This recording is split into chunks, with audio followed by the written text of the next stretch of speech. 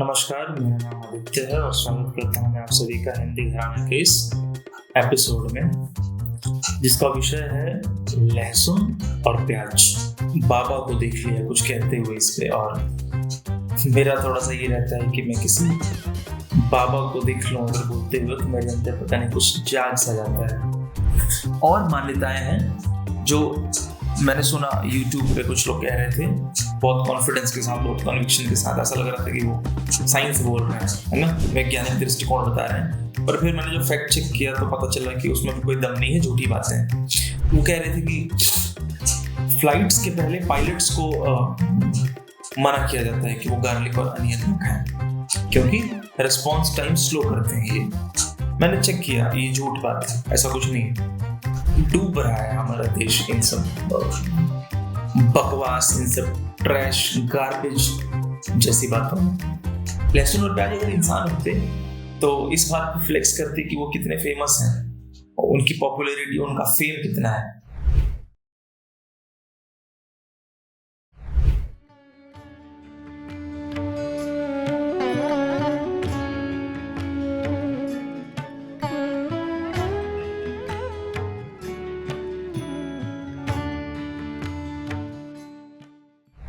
जी, लहसुन और प्याज, अनियन एंड गार्लिक, ये विषय क्यों है?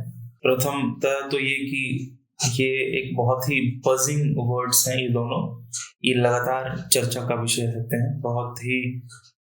बहुत तरह की कहानियां, बहुत मिथक, बहुत संशय, बहुत सारे प्रश्न रहते हैं, बहुत सारे सही गलत तरह की बातें हैं इनके बारे में कि या है, वहाँ है, ऐसे हैं, वैसे हैं, बहुत तरह की बातें हैं।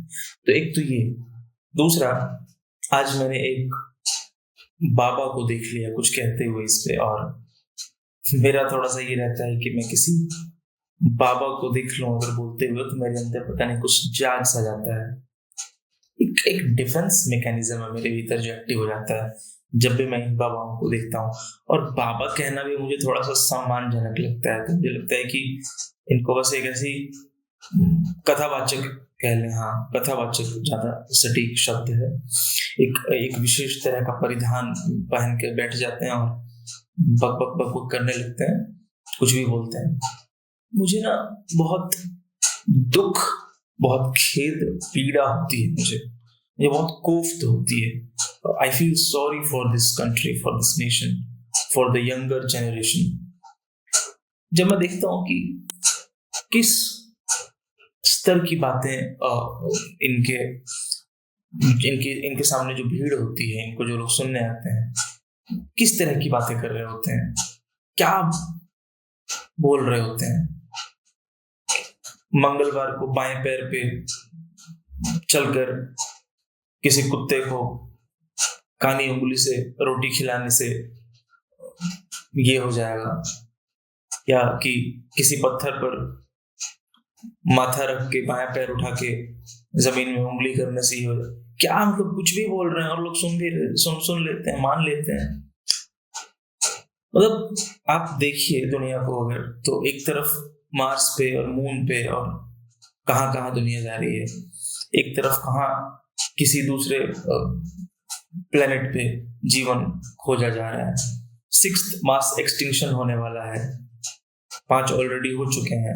मैं एक रिपोर्ट पढ़ रहा था कि 99% of all species ever existed on this planet are extinct now. Neuralink जैसे टेक्नोलॉजीज पे काम हो रहा है, ब्रेन कंप्यूटर इंटरफेस जैसी टेक्नोलॉजीज पे काम हो रहा है, आर्टिफिशियल इंटेलिजेंस आ चुका है, जनरल आर्टिफिशियल इंटेलिजेंस आने वाला है। और हमारे देश की एक बहुत बड़ी आबादी ये जानने में उत्सुक है, ये समझने में उत्सुक है कि बेटा होगा कि बेटी होगी, कि मेरे पति मेरे ऊपर ध्यान क्यों नहीं देते, कि मेरी पत्नी का कोई संबंध तो नहीं है, कि मंगलवार को ये खाना चाहिए, कि शनिवार को वो खाना चाहिए। डूब रहा है हमारा देश इन सब बकवास, इन सब ट्रैश गार्बेज जैसी बातों में। तो आज मैंने सुन लिया, गलती से स्क्रॉल कर रहा था तो मेरे सामने एक बाबा आ गया और उसने कुछ बताया, अपना ज्ञान प्रस्तुत किया उसने लहसुन और प्याज के ऊपर। तो मुझे लगा कि थोड़ी बातचीत कर ली जाए तो बेहतर रहेगा। तो इसमें मैं कुछ शिट एंड कुछ सेंस बोलूंगा, है ना। I discuss some shit and some sense. Shit से ज्यादा अच्छा होगा कहना कि मैं कुछ प्रचलित कहानियां, हाँ, मिथकों के बारे में बात करूंगा। और मतलब शिट मैं इसलिए कह रहा हूँ क्योंकि उसका कोई साइंटिफिक बेसिस नहीं है, रिसर्च बेस्ड बातें नहीं है, मनगढ़ंत, इमेजिनेटिव, है ना, ऐसी इस तरह की बातें हैं। तो इसलिए मैं उनको वैसा कह रहा हूँ। और कुछ एकेडमिक्स यानी कि साइंस की बातें, आयुर्वेद की बातें, मेडिसिन की बातें। तो लहसुन और प्याज के बारे में जो कहानियां हैं उनमें कुछ तो है कि हिंदुइज्म की बात कर लें तो वैष्णव संप्रदाय की बात करें तो वहां नहीं खाते हैं, मना करते हैं खाने से, वहां प्रतिबंध है, खाने पर मना ही है, क्योंकि मानते हैं कि लहसुन और प्याज तामसिक है। उसकी प्रकृति जो है वो तामसिक है। तामसिक यानी जो आलस को, लेथार्जी को प्रमोट करेगी, जो लस्ट को, एंगर को इंड्यूस करेगी, ऐसा नेचर है अनियन का और गार्लिक का। तो इसलिए वहां नहीं खाते। आयुर्वेद का भी मानना है कि लहसुन और प्याज राजसिक होते हैं, जो कि बहुत एक्टिविटी को जन्म देते हैं, बहुत अननेसेसरी एक्टिविटी, बहुत थिंकिंग आपकी चलने लगेगी, आप बहुत एक्टिव हो जाएंगे। तो उस अननेसेसरी एक्टिविज्म से बचना है तो लहसुन प्याज नहीं खाना, ये आयुर्वेद का तर्क रहता है। तो राजसिक गुण बताता है आयुर्वेद। और बुद्धिज्म की बात कर ले तो बुद्धिज्म में भी मनाही है खाने की, क्योंकि ऐसा मानते हैं कि बहुत स्ट्रॉन्ग स्मेल है लहसुन का और प्याज का। स्मेल जो है, महक बहुत तेज है, बहुत तीव्र महक है, बहुत तेज महक है। तो इतना स्ट्रॉन्ग स्मेल अगर हम खाएंगे या अपने इर्द गिर्द रखेंगे तो हमारी सेंसेस ट्रिगर हो जाएंगी, जो हमारी इंद्रियां हैं वो ट्रिगर हो जाएंगी, और फिर वो बाधा बनेंगी हमारे ध्यान में, हमारे धारणा में, मेडिटेटिव प्रोसेसेस में एक तरह का हर्डल है ये सब लहसुन और प्याज खाना। तो यस, दे आर प्रोवोकेटिव, उत्तेजक माने जाते हैं। तो इसलिए बुद्धिज्म में भी खाने की परमिशन नहीं है, या एक मनाही सी है, ठीक है। जैनिज्म की बात कर ले तो वो तो कोई भी रूट प्लांट नहीं खाते, है ना, जो जमीन में से जिसको उखाड़ के निकाला जाए, अपरूटिंग की जाए जिस प्लांट की, वो नहीं खाते, क्योंकि वो मानते हैं कि अपरूटिंग करने के दौरान पेड़ और साथ साथ कई ऑर्गेनिजम्स भी मर जाते हैं। तो एक तरह की हिंसात्मक प्रक्रिया है, वायलेंट प्रोसेस है। तो वो इसलिए अहिंसा का पालन करते हुए नहीं खाते हैं। तो जैनिज्म के बाद अगर हम बात कर लें आगे, तो एंशिएंट इजिप्ट में ये मान्यता थी कि लहसुन और प्याज को अगर आप पील करेंगे तो आप देखेंगे उनमें कंसेंट्रिक सर्कल्स हैं, वो बहुत सारी लेयर्स हैं, सर्कल्स नहीं है, कंसेंट्रिक लेयर्स हैं, है ना, एक के बाद एक के बाद एक के बाद एक लेयर्स हैं। तो वो मानते हैं कि ये एक सिंबल है, हाँ, मल्टी डायमेंशंस हैं, तो जीवन के अलग अलग आयामों का प्रतीक है ये लेयरिंग। तो ये एंशिएंट इजिप्ट में मानते थे, और एंशिएंट इजिप्ट वाले तो लहसुन या प्याज में से किसी एक को डेथ रिचुअल्स में भी इस्तेमाल करते थे। दफनाने के समय वो एक लहसुन या एक प्याज शायद दफना देते थे साथ में बॉडी के। यूरोप में ये मान्यता थी कि लहसुन और प्याज आसुरी शक्तियों से, काली शक्तियों से लड़ने की क्षमता रखते हैं। तो they can ward off witches, souls, spirits। वो ये भी मानते थे कि लहसुन और प्याज बीमारियों को एब्जॉर्ब करने में भी सहायक है। अगर किसी मरीज के कमरे में हम रख दें तो बीमारियां सोख लेगा अपने अंदर, ये यूरोप में मान्यता थी। इस्लाम की बात करें तो प्रॉफिट मोहम्मद ने कहा है कि मॉस्क में जाने से पहले लहसुन और प्याज ना खाया जाए, क्योंकि उसके स्मेल से बाकी लोग डिस्टर्ब हो सकते हैं। तो बाकी लोगों के सम्मान में लहसुन और प्याज खाकर मॉस्क में, मस्जिद में ना जाया जाए, ये प्रॉफिट मोहम्मद ने एक जगह कहा है। इसके अलावा अगर ओरिजिन की बात कर लें, उत्पत्ति की, तो उत्पत्ति को लेकर थोड़ी मजेदार कहानियां हैं लहसुन और प्याज की, कि देवताओं के आंसू से जन्मा, उत्पत्ति हुई लहसुन प्याज की। कुछ कहते हैं कि असुरों के खून से, उनके पसीने से उत्पत्ति हुई लहसुन और प्याज की।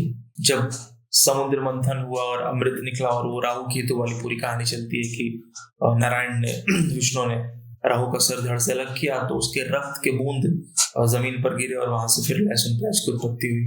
तुर्की में मानते हैं कि सैटर्न से ओरिजिन है लहसुन प्याज की। सैटर्न के राइट लेग जहां पड़े वहां से लहसुन आया और जहां लेफ्ट लेग पड़े वहां से प्याज आया। इस तरह की बातें हैं। ओरिजिन रिलेटेड और बातें कर ले तो कुछ कहते हैं कि जानवरों के मलमूत्र से उत्पत्ति है। इसमें एक बहुत मजेदार पक्ष ये भी है, रक्त गिरे मिट्टी में, खून गिरे या पसीना गिरे या मलमूत्र गिरे या आंसू गिरे, अगर वहां पहले से लहसुन और प्याज है तो जाहिर है कि उसमें एब्जॉर्ब तो हो ही जाएगा। खून के भी जो न्यूट्रिएंट्स मिनरल्स हैं, जो उसके अंदर वाटर कंटेंट है, वो भी आंसू में जो है, वो भी मलमूत्र में जो है, वो न्यूट्रिएंट्स, वो मिनरल्स भी, वो केमिकल्स भी, वो सब तो आ ही जाएंगे। तो इस नजरिए से तो देखें तो ये सही भी, लेकिन फिर ये सही नहीं है कि देवताओं के ही आंसू से या राहु के ही रक्त से या सैटर्न के ही बॉडी से या जानवरों के, कुत्तों के, सुअर के मलमूत्र से, फिर तो वो सभी के आंसू और रक्त और मलमूत्र से संभव है ना। तो ये एक्सक्लूसिव नहीं रह जाता। खैर, तो ये ओरिजिन की कुछ कहानियां थी। जाहिर सी बात है इनका कोई साइंटिफिक बेसिस नहीं है, ये बस कहानियां हैं। साइंस की बात करें तो साइंस का मानना है कि गार्लिक में एलिसिन और सल्फर के कुछ कंपाउंड्स होते हैं जो उसको anti microbial, anti fungal, antiviral बनाते हैं, जो उसको एंटीऑक्सीडेंट प्रॉपर्टीज प्रोवाइड करते हैं, जो कि ब्लड शुगर कम करने में गार्लिक सहायक है ना। सर्कुलेशन में हेल्पफुल है, बेटर सर्कुलेशन में, इम्यूनिटी इंप्रूव करने में अच्छा है गार्लिक। अनियन की भी बात कर लें तो एंटीऑक्सीडेंट प्रॉपर्टी अनियन की भी है। अनियन भी ब्लड शुगर और हार्ट हेल्थ के लिए अच्छा माना जाता है। और आयुर्वेद और साइंस जिस एक बात पर एग्री करते हैं वो यही है कि डाइजेशन करना, इंप्रूव करने में दोनों का अच्छा रोल है और सर्कुलेशन में दोनों का अच्छा रोल है। और दोनों एक बात पे सहमत होते हैं कि जिसको स्टमक रिलेटेड बीमारियां हैं वो अवॉइड करे लहसुन और प्याज खाना। यहाँ दोनों की सहमति बनती है, साइंस की भी और आयुर्वेद की भी। अच्छा, साइंस और आयुर्वेद के मैं उसकी बात कर लूँ अगर कि दोनों क्या देखते हैं, क्या डिफरेंस है। तो डिफरेंस ये है कि साइंस केमिकल कंपाउंड्स देखता है, जैसे मैंने कहा एलिसिन और सल्फर कंपाउंड्स। तो साइंस ये देखेगा कि किसी भी खाने वाली चीज में केमिकल कंपाउंड्स क्या है ना, और उन केमिकल कंपाउंड की क्या प्रॉपर्टी है, वो बॉडी में जाकर कैसे काम करते हैं। आयुर्वेद देखता है कि गुण क्या है उसकी पोटेंसी क्या है, पोटेंसी यानी तासीर उसकी कैसी, गर्म है कि ठंडा है, उसके गुण क्या है, सात्विक है, राजसिक है, तामसिक है। दोष पे कैसे काम करता है, यानी पित्त पे, कफ पे, है ना, इन पे कैसे काम करता है, वात पित्त कफ पे कैसे काम करते हैं। तो ये आयुर्वेद की प्रायोरिटीज है। तो ये लहसुन और प्याज की बात थी। मजेदार है, लहसुन और प्याज अगर इंसान होते तो इस बात पे फ्लेक्स करते कि वो कितने फेमस हैं, उनकी पॉपुलैरिटी, उनका फेम कितना है, कितनी कितनी समृद्ध शब्दावली है इन दोनों से जुड़ी हुई है ना। सात्विक, तामसिक, राजसिक, उत्तेजक, एंटीऑक्सीडेंट, एंटी इंफ्लामेटरी, फलाना ढिमकाना, बहुत रिच वोकैबुलरी है इन दोनों के इर्द गिर्द। एक और बात लहसुन और प्याज के बारे में कि कुछ और मान्यताएं हैं जो मैंने सुना YouTube पे, कुछ लोग कह रहे थे बहुत कॉन्फिडेंस के साथ, बहुत कन्विक्शन के साथ, ऐसा लग रहा था कि वो साइंस बोल रहे हैं, है ना, वैज्ञानिक दृष्टिकोण बता रहे हैं। पर फिर मैंने जो फैक्ट चेक किया तो पता चला कि उसमें भी कोई दम नहीं है, झूठी बातें हैं। वो कह रहे थे कि फ्लाइट्स के पहले पायलट्स को मना किया जाता है कि वो गार्लिक और अनियन न खाएं क्योंकि रिस्पॉन्स टाइम स्लो करते हैं। ये मैंने चेक किया, ये झूठ बात है, ऐसा कुछ नहीं है। फ्लाइट्स के पहले हाँ, ओवर ईटिंग जरूर मना किया जाता है। फैटी फूड ज्यादा खा के जाना ठीक नहीं रहेगा, कोई सेडेटिव खाकर जाना या कोई अल्कोहल या ड्रग लेकर जाना ठीक नहीं रहेगा, वो सब ठीक है। पर ये कि लहसुन और प्याज खाकर जाएंगे तो फ्लाइट अटेंड नहीं कर सकते या फ्लाइट में बैठना सेफ नहीं है, ये झूठ बेकार है। आगे मैंने पढ़ा था कि बॉडी में पेन को एग्रेवेट करते हैं। पेन अगर बॉडी में है और लहसुन प्याज आप खाएंगे तो बढ़ जाएगा। इसमें भी कोई दम नहीं है, इसका भी कोई साइंटिफिक बेसिस नहीं है। और मैंने उनसे सुना था कि हमारे ब्रेन का कुछ हिस्सा लहसुन प्याज खाने से क्लिनिकली डेड होता है धीरे धीरे, gradually it kills some part of our brain. ये भी बोगस है, झूठ बात है। ब्रेन का कुछ हिस्सा क्लिनिकली डेड लहसुन प्याज खाने से होता है कि नहीं पता, पर हाँ फोन यूज करने से, स्क्रीन टाइम ज्यादा रखने से, ड्रग्स लेने से, है ना, स्ट्रेस से, अल्कोहल से, स्मोकिंग से, इनसे तो जरूर होता है, लहसुन प्याज से नहीं होता। और सुना था कि न्यूरोसाइकोटिक इम्बैलेंस क्रिएट करते हैं, ADHD को इंड्यूस करते हैं। ये सब झूठी बेकार की बात है, तो एग्जैजरेशंस हैं, इन पे ध्यान नहीं देना है। ये लहसुन और प्याज की चर्चा को ही विराम देते हैं और अगली बार मिलेंगे आपसे किसी कहानी, किसी कविता के साथ। धन्यवाद।